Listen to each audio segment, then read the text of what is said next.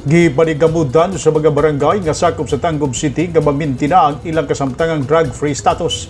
Kinialayon sa gihimo nga Strengthening Institutional Capacity o Barangays Anti-Drug Abuse Council o SICAP BADAC rollout orientation di pa lamang dugay. Nasayran nga taliwala sa mga paningkamot sa mga barangay pinaagi sa pagpatuman sa mga programa gimonitor usab sila sa Anti-Drug Abuse Council. Ang nasangpit nga rollout orientation gitambungan sa mga barangay chairman o mga barangay secretary sa 55 ka mga barangay sa Tangub City. Gipahinumduman usab ang mga sakop sa BADAC kabahin sa pagtuman sa mga buluhaton aron masiguro nga magpadayon ang kasamtangang estado sa matag barangay.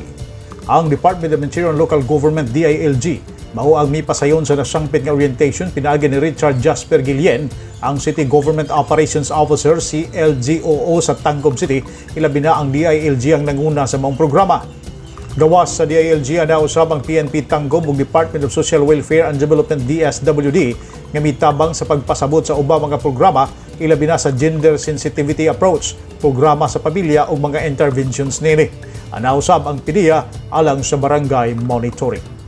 Newsline Philippines, Natalie Batulino, stay safe.